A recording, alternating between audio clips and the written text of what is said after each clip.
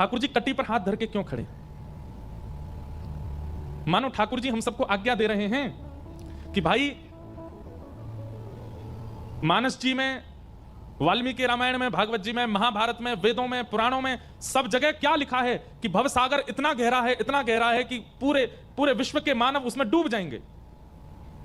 ये संसार रूपी सागर इतना गहरा है कि इससे निकल पाना, इसमें तैरना, इससे बाहर आ पाना बहुत मुश्किल है। लेकिन ठाकुर जी मानो हम सबको ये आज्ञा दे रहे हैं, तो एक बार चरणों में प्रणाम कर, एक बार मेरा हो जा, तेरे लिए भवसागर इतना ही है, बस कमर कमर तक पानी है, इससे ज्यादा नहीं है। संसार इसमें डूब रहा होगा, पर मेरे आश्रित जो हैं, मेरे को जो भजते हैं, मेरे बताए गए मार्ग पर जो चलते हैं, उनके लिए भवसागर इतना ही है, इससे ज्यादा नहीं है। कितना सुंदर भाव। ये भाव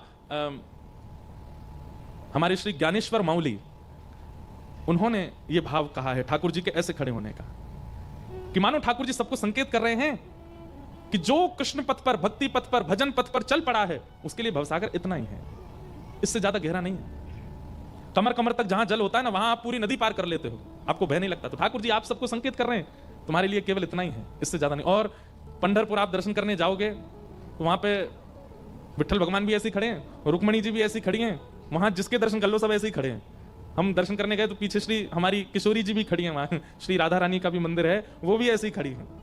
मानो वो भी संकेत कर रही हैं, सब संकेत कर रहे हैं कि भैया तू एक बार ठाकुर जी की शरण में आ गया, तेरे लिए इतना ही है भवसागर, इससे ज्यादा गहरा नहीं है। तू निश्चिंत होकर के अपने जीवन का यापन कर, तू डूबेगा नहीं। इसलिए ठाकुर जी ऐसे कहें।